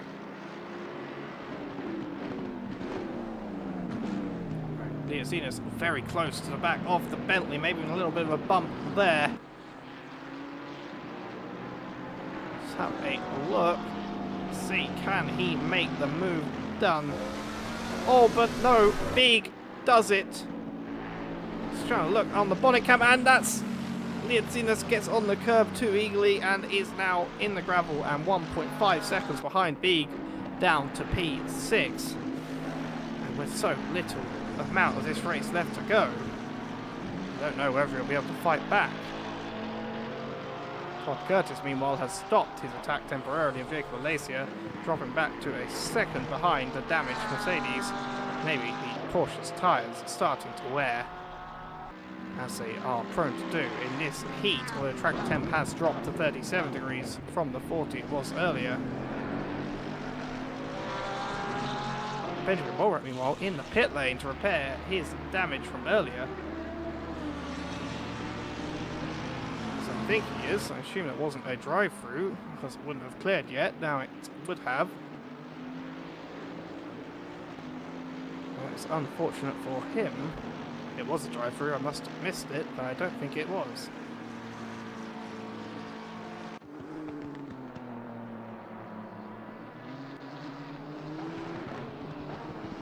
We come to the final 3 minutes of this race proper, and the additional time needed for this man here, Robin Moe, who has dominated this race from the off. Managed to keep both Kovacs and Pierre Moreno behind him for the first several laps of this race before Pierre's unfortunate entry into the wall down at the final corner. And Kovacs's drop off in pace occurred towards the end of his first stint. Robin Moe in the Nissan certainly will come home, I think, barring any major incident, to take this race win in a couple of minutes' time. And I think it's most well deserved. As for, let's have a quick look. Driver of the day, I think, if I'm going to pick a driver of the day, I think it might have to be this man. Simon Bieg, certainly qualified well and had a rather unfortunate early race, but managed to climb his way back up to P5, with P4 still looking as a possible move he could make before the end of this race.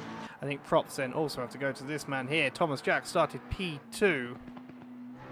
Again, massive loser on the first lap, lost like 4 or 5 places around the Andretti hairpin, and then a few more for good measure, and climbed back up to P3 quite nicely, admittedly taking advantage somewhat of some of the misfortunes of other cars ahead, but will come home, I think, to take a very comfortable P3 with 33 seconds behind him on the final lap. Give it all you can. and 11 seconds ahead, relatively unchallenged at the moment. Sam Maudsley also needs props if he doesn't get overtaken by Bieg, or even if he does. Started P8, now up to P4. They've had a very nice race and given us plenty to watch. An amazing defence against Liutsinas, making that particular car just unable to take position from him. Jacob Alacia is spinning quite severely. Maybe contact there between him and Todd Curtis. Todd is looking a little bit slow. I thought he might be getting place back, but maybe not. Let's have a look what happened.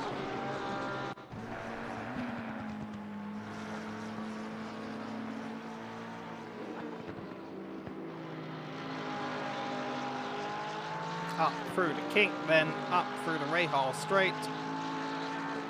I think that's into it. Yep, he just got wiped out by the Porsche. Slowed down massively. It looked like he was going to give the place back. Doesn't look like he has done. Actually, it looks like he has done just now. That may be fair enough. That may be enough for the stewards to say fair enough. That was a mistake made and a place handed back before the end of the race. But we shall have to see from the post-race stewarding what happens. Simon Bieg, 0.6 seconds. Robin Moe has finished the race and is your race winner. And so Kovacs comes second. Thomas Jack then through to take P3 now.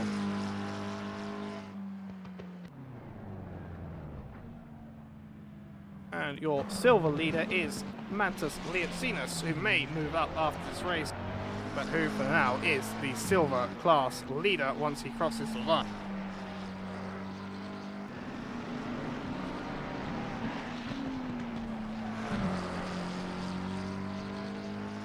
And with Jackson Baker crossing the line to take P2 in AM, Todd Curtis has cemented himself as a definite P1. Actually, he had. No, he will do, yes.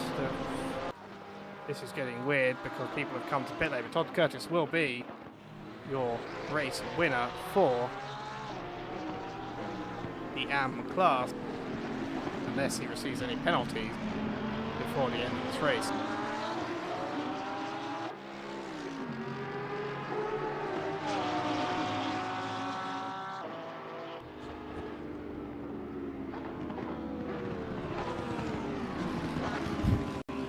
As you can see in the info, the session has ended. Thomas Jack and Robin Moe has been at some point, I think just before the race maybe started, or actually no, it must have been just as their races maybe ended, sparring some little jabs at each other during some point in this session. I have requested that the respective class winners come to the interview waiting room for the final. Well, it's not for the final, for the first time this season in a point scoring race.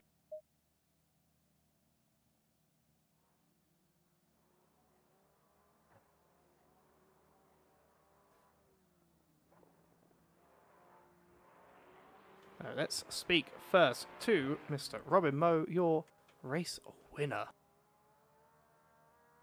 Hello, Robin. Hello. Congratulations. P1. Thank you. Thank you very much. Is there anything you have to say about your race in particular? You had a pretty dominant race. You kind of just... Well, you started first, you sort of just kept going, and you took home the race win. Well, I had like one or two moments. Like I flew off at the kink into the gravel when I had like in the second stint I built like a gap to Kovacs of like 5 seconds, and I was quite happy that I had the gap because I reduced it to 1 second after that. But apart from it, it was quite controlled. You know, like the traffic helped me a bit. I had more good luck than Kovacs had bad luck, so that helped me. But apart from that, yeah, it was pretty clean. Not a lot that happened. Nissan OP. We did see because the when the automatic thing whenever the session ends is the chat comes up, and all I can see is Tom write Nissan OP and you write Tom Jack of no trades. I did quite like that. What happened to... So you had obviously the first few laps quite a battle going on. There was like a second between you to P3. What happened to Pierre Moreno? I saw that it looked like his wheel disconnected. He had pedal disconnecting. It looked like his wheel had gone as well. I don't know. I just, when he was in the voice chat, he said something about the pedals, but the Nissan engine is quite loud, and I was not hearing voices so well. So you might have to ask him yourself. But yeah, they were putting pressure on me at the race start. Like it took me a bit to get up to like good consistency, and in general, I don't think I had the pace like over Kovacs. Kovacs was a bit quicker than me. It's just that I had better tire wear at the end of the stint, so I could always just manage it a bit. I did notice that he started to drop off towards the end, so the temperatures were quite high. I think the first stint it was 30 degrees air, 40 track, and the second stint was only 37 track, but it seemed he gained on you a little bit during that second stint in the early stages. You came out of the pits, you managed to jump him a little bit, and came out 5 seconds ahead of him, where you were only 2 seconds ahead when he went in. And when he came out 5 seconds, he gained back to that 2 seconds, and then lost it again towards the end of the race. So I think, tire wear might have played a part, I don't know. I think he also had a bad pit stop. I nearly did a big oopsie at the pit stop. Like I had enough fuel to do like half the race and a tiny bit more. And half the race had passed and I saw Kovacs pitting and I'm like, yeah, okay, I'm going to pit one lap after him, just set everything up. And then I realized halfway around the lap, I have like 0.9 liters left. I'm like, oh shit. So I nearly ran out of fuel when I came into the pits. It was like down to 0.3. But yeah, he also got moved in the pits. I think he just had bad luck with traffic on his outlap, so that helped me a bit. So yeah. Well, no, fair enough to you. And next race out, are you looking forward to it? Is it Bathurst? Or what's the I track? think I need to double check because it's one of the ones Huskies. Somebody said that it's Bathurst during the race, so I'm just taking that. The next round is Silverstone. Round 3 is Bathurst. Are you excited for Silverstone? How do you think it's going to go in a Nissan? Oh, I think that track really suits the car. Fast flowing corners. The brick should really do well on this track. I don't think I'm gonna be that competitive, to be fair.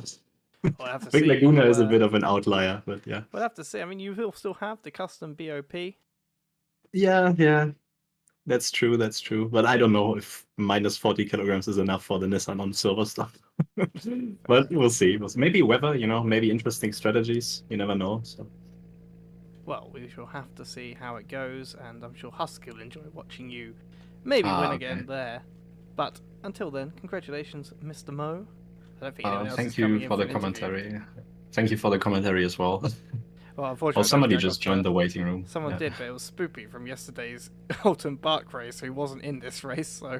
Oh, he just wants to give an interview, so... Right, well, congratulations again, and I'm sure I'll see thank you later. Yes, enjoy your evening, man. See you. You too.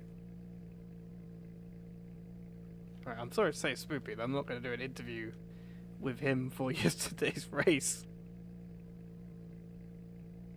I want to see. Todd Curtis has joined the channel, as has Mantas. So let's start with our silver race winner, Mantas Liotzinas. Hello, Mantas. Oh, hello.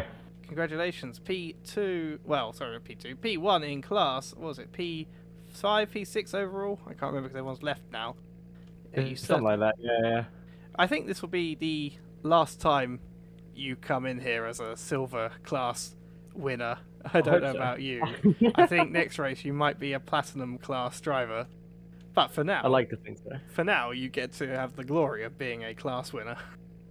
Oh, that's beautiful. How was that race for you? Certainly particularly interesting. You were It was- trying throughout to attack Maudsley and just couldn't seem to make it work.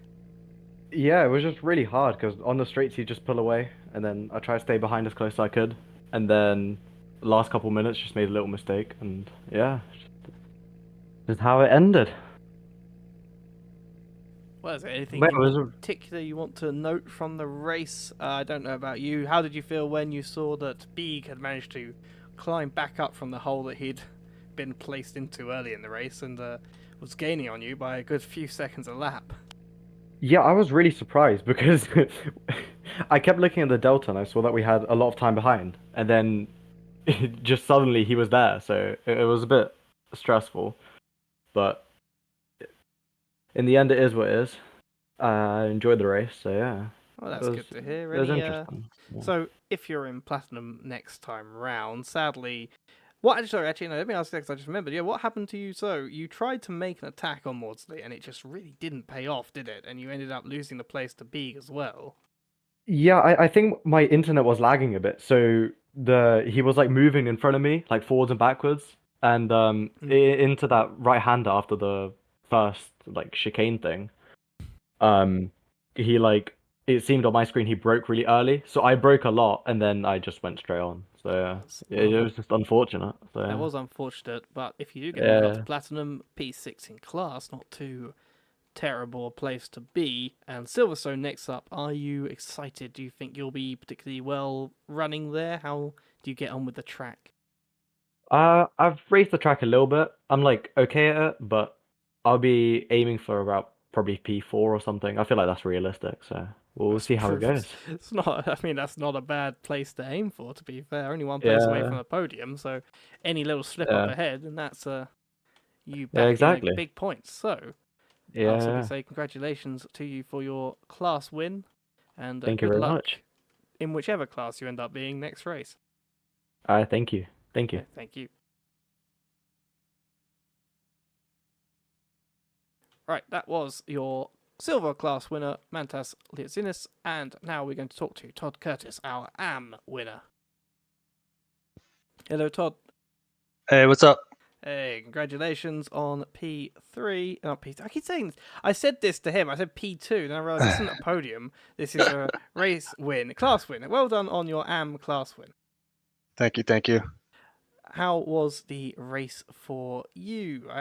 Obviously, Jackson Baker looked very quick towards the beginning of the race. I think he took the lead quite early on, but had quite a big shunt in the mid-race, which put you up. I was wondering what happened to him because he definitely undercut me on the pit and then he was gone. So I was a little confused. I wasn't like searching for where anyone was on placement, just trying to race. But yeah, I thought we were going to have a little bit of a race against each other, but that sucks that he got shunted. He got, if I remember rightly, he got a big shunt. He went into the pit lane to repair it. He then must have sped into the pit lane and came out with a stop-go 30. So not the happiest of occasions for the 58 Yeah, BMW. that's rough. That's rough. But later on in the race, obviously, you were a bit alone in the last lead. You weren't exactly, miles ahead. But a very damaged Jacob Alacia must have made your race a little bit more interesting. Yeah. Right at the end, we had a good time racing, and then second to last lap, I don't know if his internet was getting wonky or if mine was, but I think it was his. I did see him also have a little bit of a move around. Yeah, so he was rubber banding on me a little bit, and we touched. Oh yes, I saw that. I did see that actually. Yes, you. I think the term is yeeted him into the corkscrew. Yeah. Luckily we both maintained our position, and I was able to give it back to him. But yeah, I felt pretty bad because it was twice in one lap. I felt super bad about it. It was unfortunate, but if the internet was obviously being a bit dodgy, the stewards might look at that because it was on his side. I saw the contact happen, and he sort of did a 90-degree shift, I think. So I think he had a little bit of a connection problem, but I'm sure Yeah. that was a little bit of excitement for you to liven up the race. And Yeah, it was nice to finish the race with a little bit of racing. well, class win. Next race out, I think, unlike the silver winner, who I think will be moved up to platinum, I think you may remain in your current class. I don't know whether you do. But next race out, Silverstone. Are you excited? Do you have any particular fondness for it, or are you a bit worried about how you and your car will do? I don't have a whole lot of time on Silverstone, but I'll get some practice time in over the next couple of weeks, and we'll just see how it goes. Right, well, fair enough. And congratulations again on the class win. And thank you for Thank coming you. to speak to me. Thanks.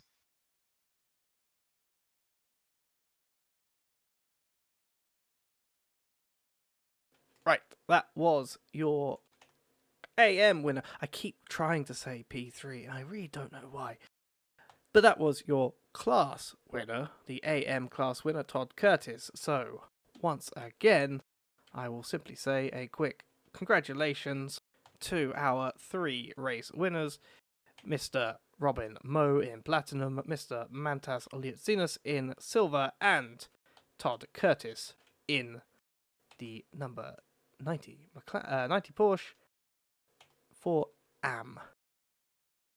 Right, promo time to go. Let's have a look. No RP Series promo, except to say that in 2 weeks' time, we shall be back on this YouTube channel at the same time. That time, though, hosted by Husky, our other resident commentator, who will take you for that race and for all but one race to the end of the season. The only race he is not doing other than the remaining is Bathurst, which will be round 3. And again, that will be 2 weeks' time, 2 weeks' time in the same time, which will be... Actually, it won't. No, sorry, I apologise. It won't be the same time. It will be just after 7:15-ish, I think, depending on when he decides to start. Practice starts at 6:30, quality starts at 7:30, but it will be Greenwich Mean Time, that is 0 UTC, rather than the current, which is British Summertime, as we do have the clocks going back next weekend. At least I believe it's next weekend. Even if it isn't, it's the weekend after, and it will be for that race Greenwich Mean Time. So, AC promo, Assetto Corsa, here we are. In Assetto Corsa at the moment, we are running a Skip Barber Jack Memorial Trophy season of 5 races every other Sunday. And next weekend we are at Donington Park. This is a casual league, no stewarding, sort of a casual memorial league, taking us back to where Racing Pals first started with the Skip Barber cars. And Albert Park was a pretty good fun. So come and join us for that. There's no need to stick around for more than just one event. It's just a nice little casual Sunday league, as our Project Ameliorite is still on its hiatus before it will come back in the new year. Other than that, I don't think there's anything else. RP Endurance, keep an eye out on the Discord and Reddit channels to see what the next endurance will be. It should come sometime in towards the end of November, if not early December, and I'm sure it'll be something fun. It'll be 4 hours, and hopefully it will be rainy, because our Halloween event that's meant to be flooded was not very flooded at all yesterday, although it was a good fun time with some great racing happening then. And that now means that officially, with this stream being, how long's this been thus far? I saw it a minute ago. Yes, 2 hours and 1 minute. I have officially done, well, actually, yes, I have now, I think, officially done 9 hours of commentary this weekend. So I shall quickly give out a shout out to our Patreon members and community sponsors and partners. We do have a Patreon to support our server hosting, which there is a link to in the description below. If you become a member or sponsor or partner, you do get certain perks that go along with those contributions, and I'm sure we'll be looking to add more as we continue to try and grow the community. But until then, until next time, when I next speak to you, I don't know when it will be. It may be at an endurance in a month's time, or it may be in the new year when we start our Project Ameliorite again, or if I am needed for some emergency commentary. Until next time, I have been your commentator, Mr. James Andrews. Thank you for joining me here for RP Series Round 1 at Laguna Seca, Season 9. And good night to all of you.